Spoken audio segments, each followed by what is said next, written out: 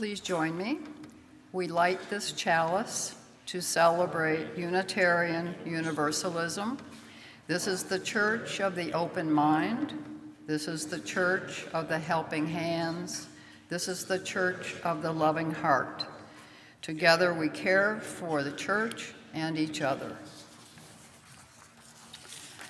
Good morning and welcome to St. John's Unitarian Universalist community.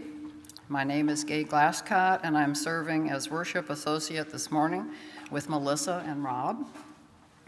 We welcome all of you here today for our service, especially those of you who may be visiting for the very first time. We understand how it might feel to be seeking for something larger than ourselves to which we might belong. That sense of rootedness to hold us as we try to create meaning together. We do that well here at St. John's, though not perfectly. In this congregation, we strive not for perfection, but for authenticity and for connection. Several months ago, I included some wisdom from Wendell Berry, who's one of my favorites.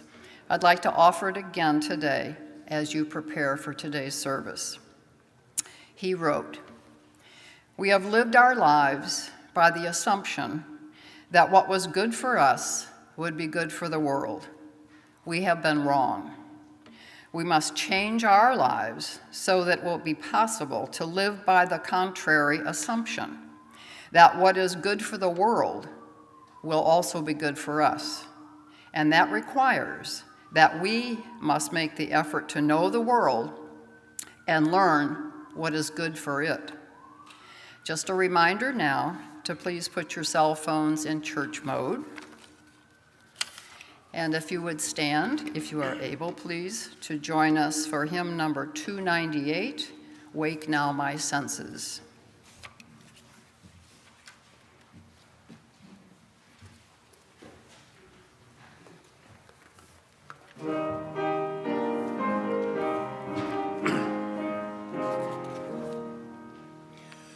Wake now my senses and hear the earth call.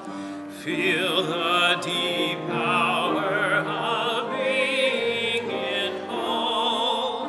Keep with the web of creation your vow, giving, receiving as love shows us how.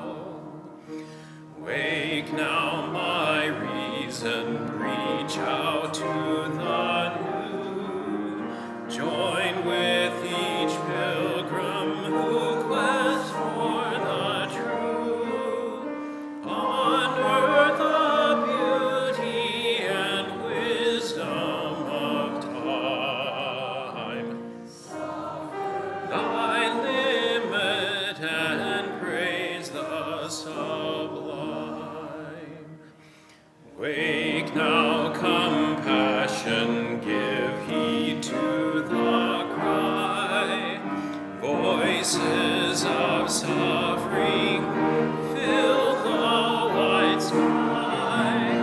Take as your neighbor both stranger and friend, praying and striving their hardship to end.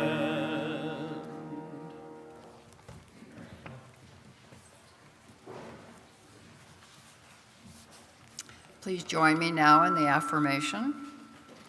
This is the message of our faith, to teach the fragile art of hospitality, to revere both the critical mind and the generous heart, to prove that diversity need not mean divisiveness, and to witness to all that we must hold the whole world in our hands.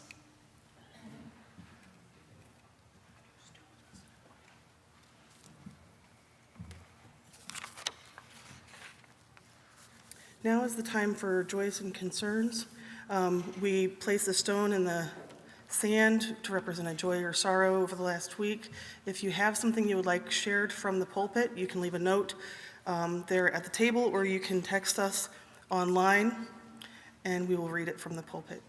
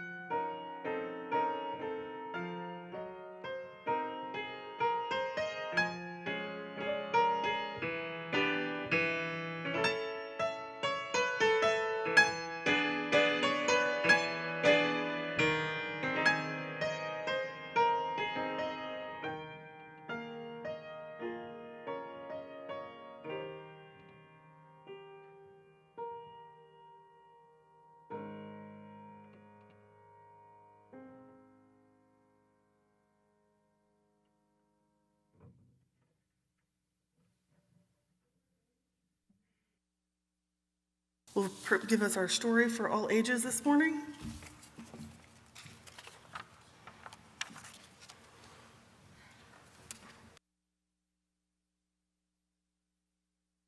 I'm Lara, and this is Iris. Iris is going to read a story, but first I wanted to say a few words about Found House.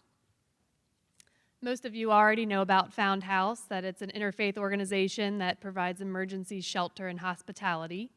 And St. John's has partnered with and provided volunteers at several other places of worship.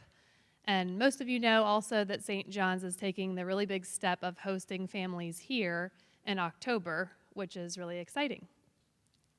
My family, Matt and myself and Iris and Jude, have really enjoyed volunteering with Found House over the past several years.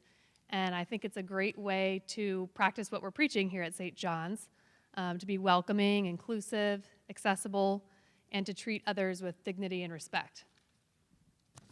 Our family has mostly been involved with making dinners for the families and being activity hosts, where you get to play with and bond with kids who are in a really difficult situation but still need to play and explore just as usual. And there's so many ways to contribute to the program, and I think everyone could find a way that they can contribute.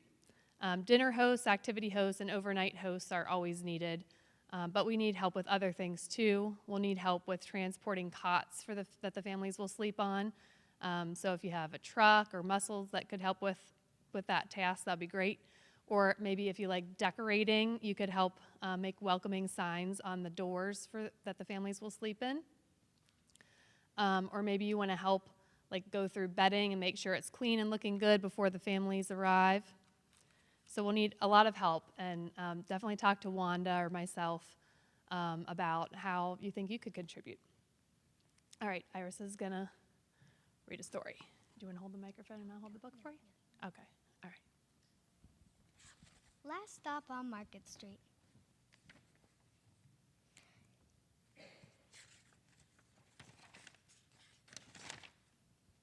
CJ pushed through the church doors, skipped down the steps. The outside air smelled like freedom, but it also smelled like rain, which freckled CJ's shirt and dripped down his nose. He ducked under his Nana's umbrella, saying, "How come we gotta wait for the bus in all this wet?" "Trees get thirsty too," his Nana told him. "Don't you see that big one drinking through a straw?" CJ looked for a long time, but never saw a straw. From the bus stop, he watched the water pool on flower petals, watched rain patter against the windshield of a nearby car. His friend Colby climbed in, gave CJ a wave, and drove off with his dad. "Nana, how come we don't got a car?" The bus creaked to a stop in front of them. "Oh, yeah.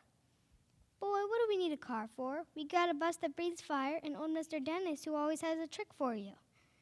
The bus creaked to a stop in front of them. It sighed and sagged and the doors swung open. "What's that I see?" Mr. Dennis asked. He pulled a coin from behind CJ's ear, placed it in his palm. Nana laughed a deep laugh and pushed CJ along. They sat right up front. The man across the way was tuning a guitar. An old woman with curlers had butterflies in a jar. Nana gave everyone a great big smile and a good afternoon. She made sure CJ did the same. The bus lurched forward and stopped, lurched forward and stopped. Nana hummed as she knit. "How come we always got to go here after church?" CJ said. "Miguel and Colby never have to go nowhere." "I feel sorry for those boys," she told him. "They'll never get a chance to meet Bobo or the sunglass man. And I hear Trixie got herself a brand new hat." CJ stared out the window, feeling sorry for himself. He watched cars zip by on either side, watched a group of boys off curbs on bikes. A man clapped aboard with a spotted dog. CJ gave up its seat. "How come that man can't see?" "Boy, what do you know about seeing?" Nana told him. "Some people watch the world with their ears." "That's a fact. Their noses, too," the man said, sniffing at the air. "That's a mighty fine perfume you're wearing today, ma'am." Nana squeezed the man's hand and laughed her deep laugh. Two older boys got on next. CJ watched as they moved on by and stood him back. "I sure wish I had one of those," he said. Nana sat down her knitting. "What for? You got the real live thing standing across from you. Why don't you go ask the man if he'll play us a song?" CJ didn't have to. The guitar player was already plucking strings and beginning to sing. "To feel the magic of the music," the blind man whispered, "I like to close my eyes." Nana closed hers, too. So did CJ and the spotted dog. And in the darkness, the rhythm lifted CJ out of the bus, out of the busy city. He saw sunset colors swirling over crashing waves, saw a family of hawks slicing through the sky, saw the old woman's butterflies dancing free in the light of the moon. CJ's chest grew full, and he was lost in the sound, and the sound came from the feeling of magic. The song ended, and CJ opened his eyes. Everyone on the bus clapped, even the boys in the back. Nana glanced at the coin in CJ's palm. CJ dropped it in the man's hat. "Last stop on Market Street," Mr. Dennis called. CJ looked around as they stepped off the bus. Crumbling sidewalks and broken down doors, graffiti-tagged windows and boarded-up stores. He reached for Nana's hand. "How come it's always so dirty over here?" She smiled and pointed to the sky. "Sometimes when you're surrounded by dirt, CJ, you're a better witness for what's beautiful." CJ saw the perfect rainbow arching over their soup kitchen.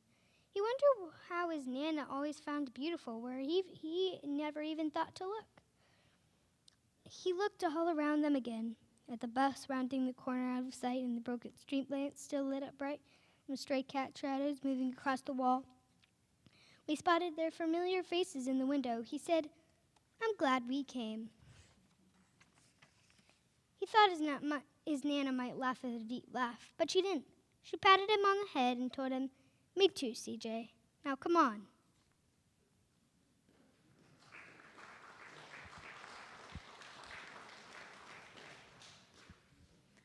I always love in this book how CJ's attitude changes during the story.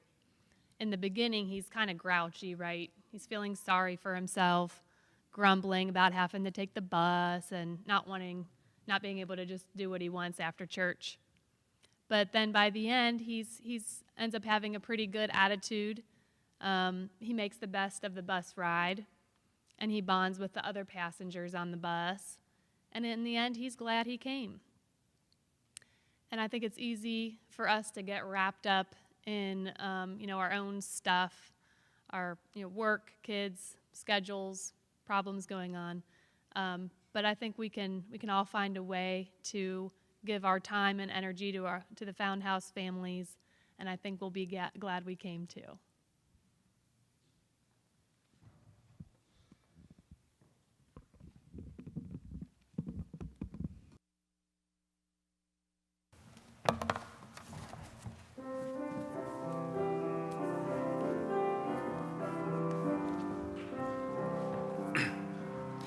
May your mind be open to new learning. May your lips bring truth into the world. May your heart know love and your hands do the work of justice as you go your way in peace. May your mind be open to new learning. May your lips bring truth into the world. May your heart know love and your hands do the work of justice as you go your way in peace.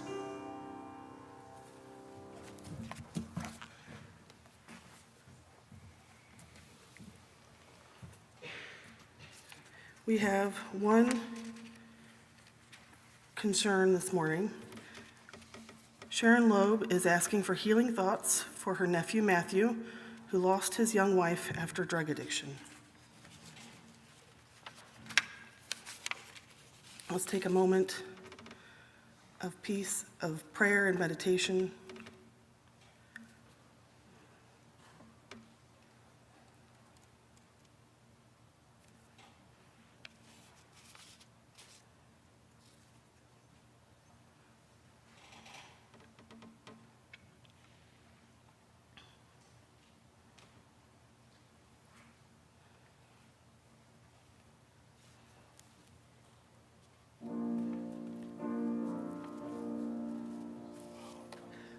Please open your books to 1002. I believe that's the Teal hymnal.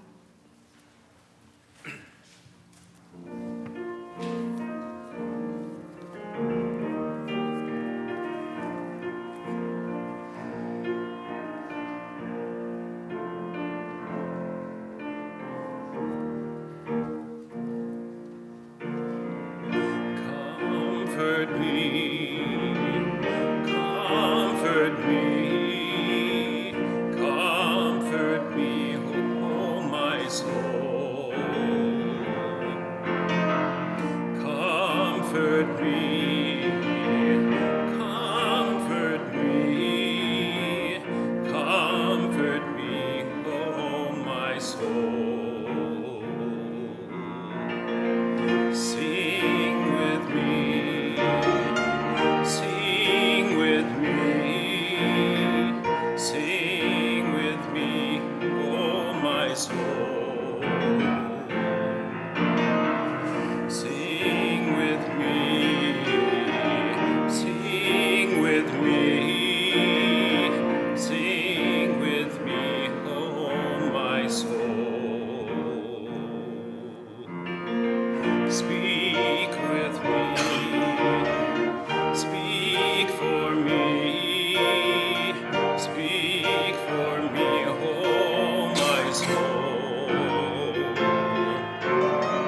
Speak for me, speak for me, speak for me, oh my soul. Dance with me, dance with me, dance with me, oh my soul. Dance with me, dance with me, dance with me, oh my soul. Comfort me,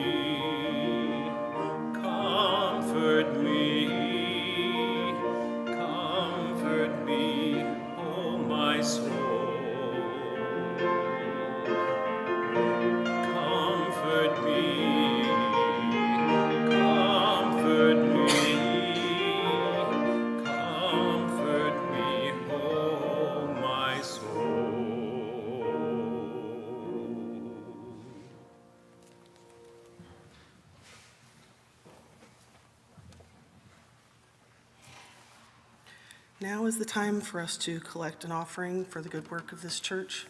Please give as you are willing or able. There are options for giving. You can give in the offering plate. There's also opportunities online with the Vanco app.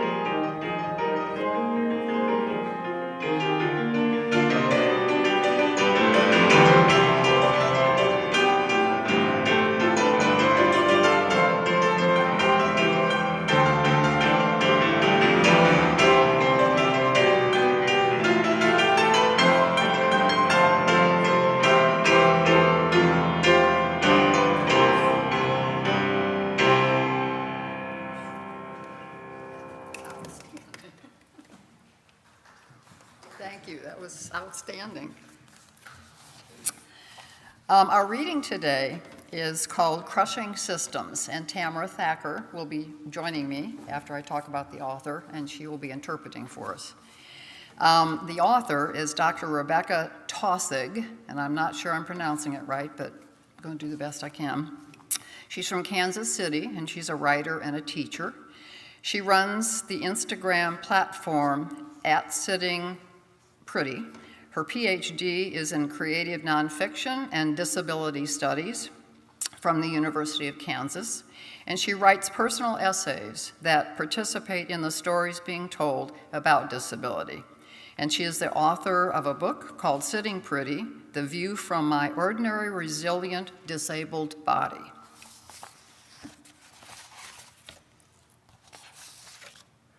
And she writes, Crushing Systems. So many of us grew up hard and continue to exist under crushing systems: racism, sexism, ageism, classism, homophobia, size discrimination. These structures are like factories, pumping out blueprints, designs, infrastructures, foods, tools, stories that all shape our world. They have been running for so long, shaping our cultural history and current landscape, that a lot of us don't even notice the billows of smoke jetting out of their industrial-sized stacks. They are fueled by the worth and the power stolen from whole communities.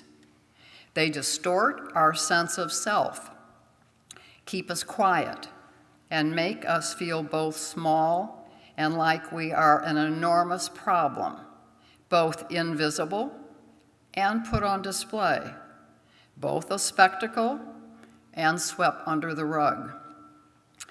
This act of thievery can be loud and violent, or very quiet and sneaky.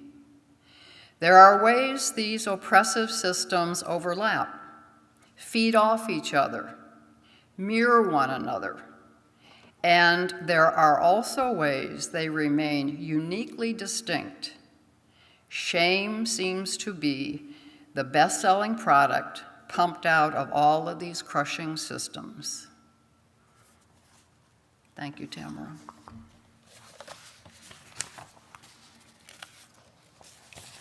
Melissa?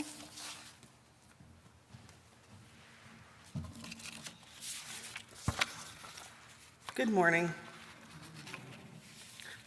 I'm Melisa Rowland.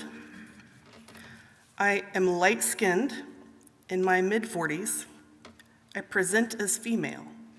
I have long brown hair with natural gray streaks, and I'm wearing a teal floor-length dress with multi-blue shades on my jacket. I serve the good works of this church on the Board of Trustees as the president of the board. Today, I will share with you just a little bit of my experience at the Unitarian Universalist Association General Assembly last month in Pittsburgh. It is part of our faith practice to be inclusive and welcoming. It is both an easy thing to do and a challenge to get right. We all know the golden rule, do unto others as you would have done unto you. Are you familiar with the platinum rule? I see a lot of heads nodding, that's great. It's do unto others as they would like to have done to them. In our reading, Rebecca Tusseg lists off many of the isms that separate us from each other and points out how many of the isms have a common outcome for those separated from community by them: feelings of shame. She didn't list ableism among her isms, but I think it might have been implied. You know the thing about being able-bodied, it is a temporary condition. And also, there are many disabilities or conditions that are devastating, but the person may look able-bodied or even be fairly able-bodied as well. In the Psychology Today article, Shame, a Concealed, Contagious, and Dangerous Emotion, Dr. Mary C. Lamia writes, as a self-conscious emotion, shame informs us of an internal state of inadequacy, unworthiness, dishonor, regret, or disconnection. The accessibility and inclusion team at GA is focused on exactly turning all of that on its head.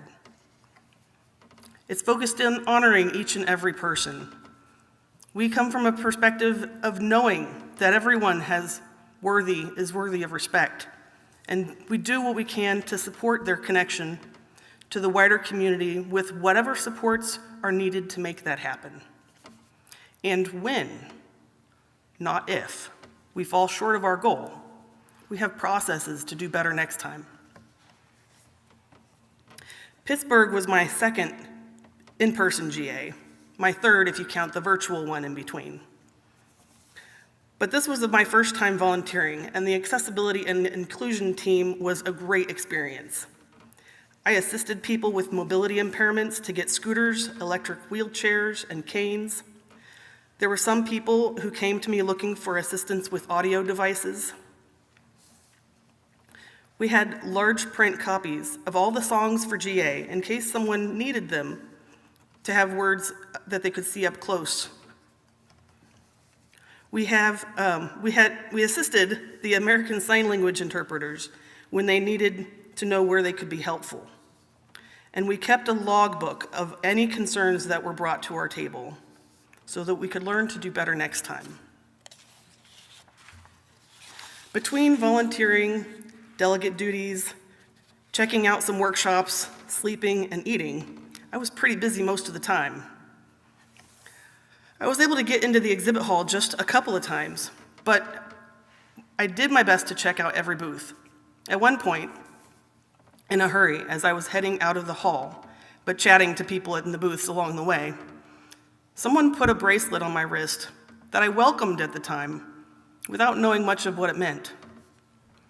I figured I would figure it out later, and boy did I. The bracelet reads, "Preemptive Radical Inclusion. All of us means all of us." And you may recognize that from C.B. Beale. And if you Google C.B. Beale, you'll find that there's a talk about an ice cream social that is really eye-opening. I encourage you to check it out. When I read it, I instantly could relate to it.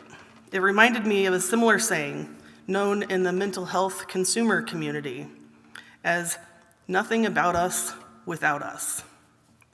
It relates to keeping the person or people at the table when making decisions that will affect them. I took the meaning to blend seamlessly. Nothing about us without us. All of us means all of us. It seems like they go well together. Accessibility is necessary for everyone to feel included. All types of accessibility. Wider seats, closed captions, large print, verbal descriptions of the speaker, space in the rows of seating for a wheelchair to fit in without having to rearrange chairs to make it happen, American Sign Language interpreters, all gender bathrooms, grab bars in the bathroom stall, railing on the steps, chair lifts, hearing loop technology that doesn't just amplify everything but makes the speaker easier to understand. We've done quite a bit of that already. We have the hearing loop technology here in the sanctuary already. We have all gender bathrooms. We are demonstrating what it would be like if we had an ASL interpreter here with us every Sunday morning.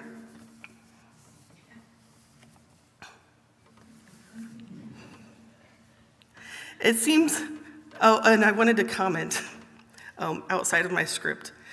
The wheelchair lift we have over that lifts into the sanctuary, that won awards when it was installed in the 90s because we were actively working to make our building more accessible. And if you look when you leave the sanctuary today, there's a plaque right next to the wheelchair lift that details everyone that was involved and the years that it was worked on. It seems right that we do what we can to make changes to be more accessible. That's the easy part. But there's challenges ahead if we continue on that path. I used a verbal description of myself at the start of my talk. That is what some people with visual impairments find beneficial when listening to a speaker. I know at least one instance where someone was very uncomfortable with announcing a description of themselves while at GA participating in general session. Others used the opportunity for self-describing to be humorous about themselves, which seemed a little bit disrespectful. Were they uncomfortable with it as well? Did they use humor because of their discomfort? There are many reasons why someone might not want to verbally describe themselves. But how do we hold that person and the person with the visual impairments in community and love together? We created space on the ends of several rows of seating this morning to give someone with a wheelchair or a rollator with a seat a space and an option of where to sit, to be fully included among the rows of people this morning. You can see them right behind Stan Loeb and over here and in the back. It's good to have options.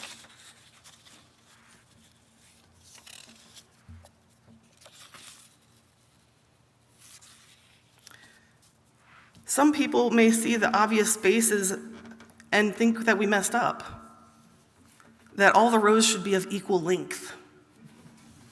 This might make someone feel uncomfortable. How do we draw into the circle those that need the space to park their chair and those who feel uncomfortable with uneven rows? Like with all change, Becoming more accessible can be uncomfortable.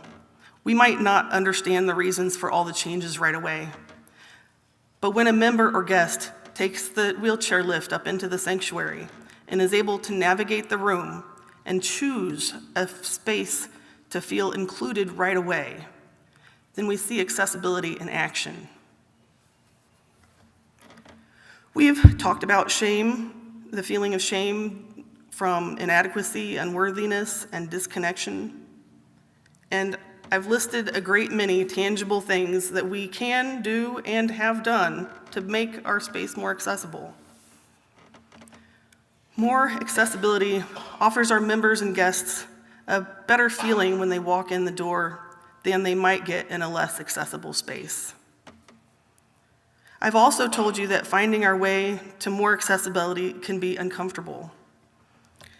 And if you read in the e-news my little blurb about today's sermon, I said something about it, something being easy, right? I bet you're wondering where the easy part is. The easy part is talking to each other, really listening to others and asking those questions. What do you need? What would make the experience better for you? And then making a note of that and acting on it. Navigating GA and learning about so many accessibility concerns was a lot to take in. But are you ready for my biggest takeaway? It was the journal we wrote in when people came to us with concerns. It was knowing that we were not going to get it right, but doing our best anyway. And having a method of tracking what we need to do differently next time. So let's keep the conversations open and ask those questions. We might just find that being more accessible is easier than we thought. Thank you.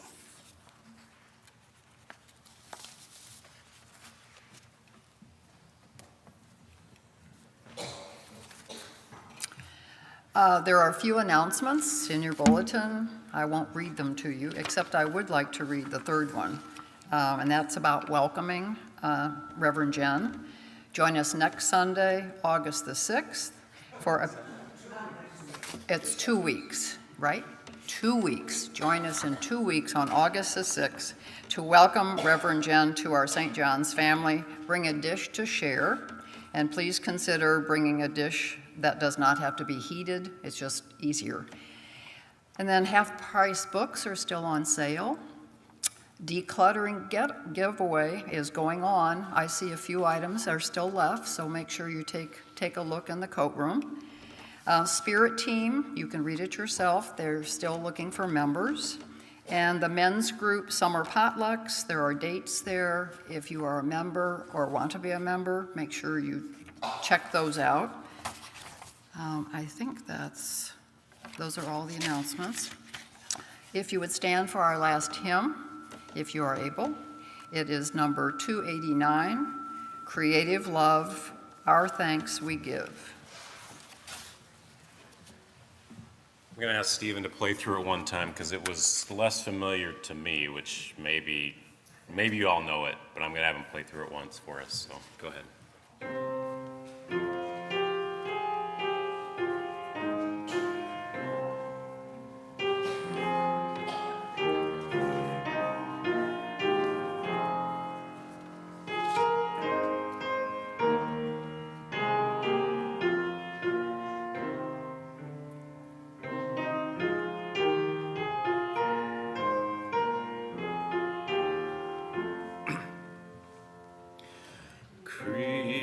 Creative love, our thanks we give, that this our world is incomplete, that struggle greets our will to live, that work awaits our hands and feet, that we are not yet fully wise,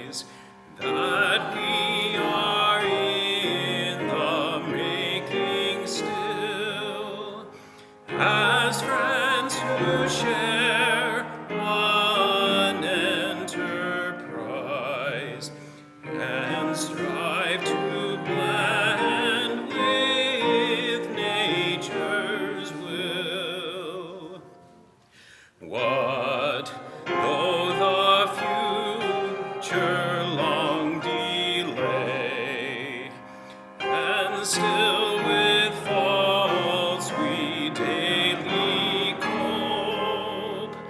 It gives us that for which to pray, a field for toil and faith and hope.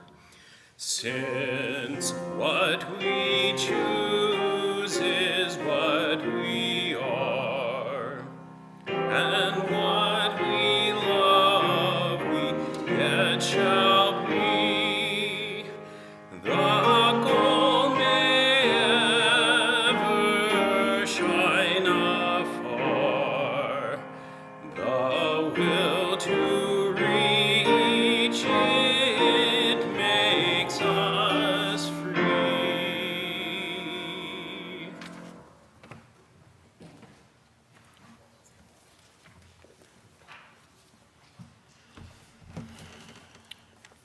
Hold on to what is good, even if it is a handful of earth. Hold on to, no, I'm sorry, I forgot all the words.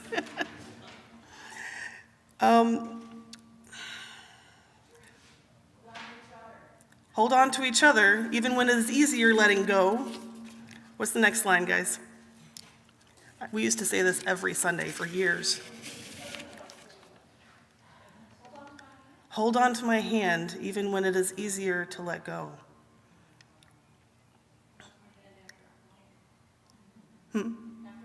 After I'm gone. Hold my hand. As well, yes. Thank you. Stay for coffee. Go in peace. Thank you.